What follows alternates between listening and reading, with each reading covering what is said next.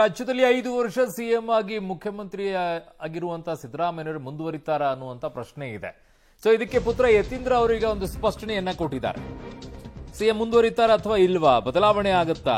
ರಾಜ್ಯ ರಾಜಕೀಯದಲ್ಲಿ ಚರ್ಚೆಯ ಬೆನ್ನಲ್ಲೇ ಈಗ ಸಿಎಂ ಪುತ್ರ ಹೊಸ ಬಾಂಬ್ ಅನ್ನ ಸಿಡಿಸಿರೋದು. ಏನದು ಅಂತಂದ್ರೆ, ತಂದೆಯವರು ಕೊಟ್ಟ ಮಾಹಿತಿಯ ಪ್ರಕಾರ 5 ವರ್ಷವೂ ಸಿಎಂ ಆಗಿರ್ತಾರೆ, ನವೆಂಬರ್ ಬಳಿಕ ಅಧಿಕಾರ ಬಿಡಿ ಅಂತ ಹೈಕಮಾಂಡ್ ಏನು ಹೇಳಿಲ್ಲ.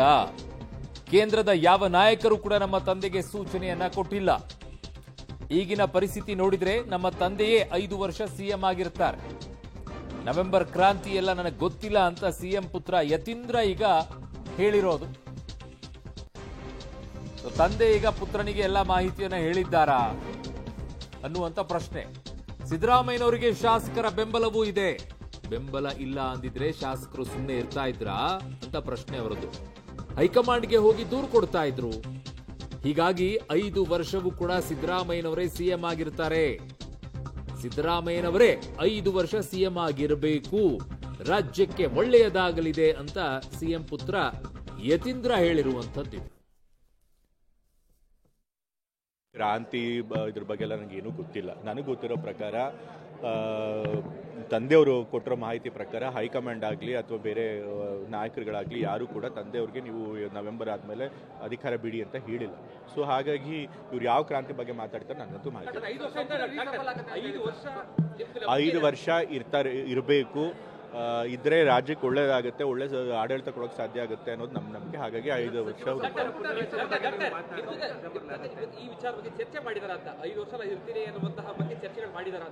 ರಾಜಕೀಯದಲ್ಲಿ ಯಾವಾಗ ಏನಾಗುತ್ತೆ ಅಂತ ಅದೆಲ್ಲ ಹೇಳೋದಕ್ಕೆ ಬರೋದಿಲ್ಲ. ಬಟ್ 5 ವರ್ಷ ಈಗ ಸದ್ಯಕ್ಕಂತೂ ಇರೋ ಪರಿಸ್ಥಿತಿ ನೋಡಿದ್ರೆ 5 ವರ್ಷ ಖಂಡಿತ ಕಂಪ್ಲೀಟ್ ಮಾಡ್ತಾರೆ ಅನ್ನೋದು ನಮಗೆ. ನನ್ನ ಸಹೋದ್ಯೋಗಿ ಮೈಸೂರು ಪ್ರತಿನಿಧಿ ಕೆಪಿ ನಾಗರಾಜ್ ನನ್ನ ಸಂಪರ್ಕಕ್ಕೆ ಸಿಗ್ತಾ ಇದ್ದಾರೆ. ಕೆಪಿ ನಾಗರಾಜ್, 5 ವರ್ಷ ಅವರೇ ಆಗಿರಬೇಕು, ರಾಜ್ಯಕ್ಕೆ ಒಳ್ಳೆಯದಾಗತ್ತೆ, ಈಗಿರೋ ಪರಿಸ್ಥಿತಿ ಅವರೇ ಮುಂದುವರಿತಾರೆ ಅನ್ನೋಂಥ ವಿಶ್ವಾಸ ಇದೆ. ಈ ಹೇಳಿಕೆಗೂ ಅವರೇ 5 ವರ್ಷ ಇರ್ತಾರೆ ಅನ್ನೋದಕ್ಕೂ ಬಹಳ ವ್ಯತ್ಯಾಸ ಇದೆ ಅಲ್ವಾ? ಅಲ್ಲ, ಇವತ್ತಿನ ಅದರಲ್ಲಿ ಗಮನಿಸಬೇಕಾಗಿರುವಂತದ್ದು ಪ್ರಮುಖವಾದ ಒಂದು ಅಂಶ ಇದೆ ಅರುಣ್. ನನ್ನ ತಂದೆಯವರೇ ಹೇಳಿದ್ದಾರೆ ಈ ಮಾಹಿತಿ ಅನ್ನುವಂತ ಪದವನ್ನ ಬಳಸ್ತಾರೆ. ಇಷ್ಟು ದಿನ ಕಾಲ ಕೇವಲ ನಮ್ಮ ತಂದೆಯವರೇ 5 ವರ್ಷ ಸಿಎಂ ಆಗಿರ್ತಾರೆ ಅನ್ನುವಂತ ಮಾತುಗಳನ್ನ ಯತೀಂದ್ರ ಅವರು ಹೇಳ್ತಾ ಇದ್ರು. ಆದ್ರೆ ಇದೇ ಮೊದಲ ಬಾರಿಗೆ ನನ್ನ ತಂದೆಯವರೇ ಈ ಮಾತನ್ನ ಹೇಳಿದ್ದಾರೆ, ನಾನೇ 5 ವರ್ಷ ಇರ್ತೇನೆ. ಜೊತೆಗೆ ಯಾರು ಕೂಡ ಅಧಿಕಾರ ಒಪ್ಪಂದದ ವಿಚಾರವಾದಿ ಮತ್ತೊಂದಾಗಿ ಯಾವುದು ಕೂಡ ಇಲ್ಲ ಅನ್ನುವಂತಹದ್ದನ್ನ ಖುದ್ದು ತಂದೆಯವರೇ ನನಗೆ ಹೇಳಿದ್ದಾರೆ ಅನ್ನುವಂತಹ ಅಂಶ ಹೇಳಿರುವಂತಹದ್ರಿಂದಾಗಿ ಇದು ರಾಜಕೀಯವಾಗಿ ಬಹಳ ದೊಡ್ಡ ಮಟ್ಟದ ಚರ್ಚೆಗೆ ಕಾರಣವಾಗ್ತಾ ಇದೆ. ಯಾಕಂದ್ರೆ ಅಲ್ಲಿಗೆ ಖುದ್ದಾಗಿ ಮುಖ್ಯಮಂತ್ರಿಗಳೇ ತಮ್ಮ ಮಗನಿಗೆ ಈ ವಿಚಾರವನ್ನ ಹೇಳಿರ್ಬೋದು, ಅಥವಾ ಅವರು ನೇರವಾಗಿ ಹೇಳಕ್ಕೆ ಆಗದೆ ಇರುವಂತದ್ದನ್ನ ಮಗನ ಮೂಲಕವಾಗಿ ಹೇಳ್ತಿರುವಂತಹ ಸಾಧ್ಯತೆಗಳು ಕೂಡ ಇದೆ.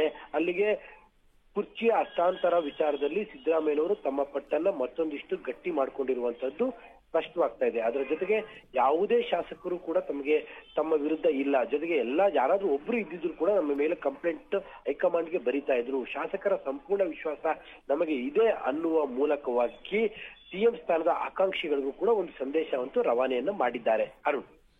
ಓಕೆ, ಕೆಪಿ ನಾಗರಾಜ್, ನಿಮ್ಮೆಲ್ಲ ಮಾಹಿತಿಗೆ ಧನ್ಯವಾದಗಳು.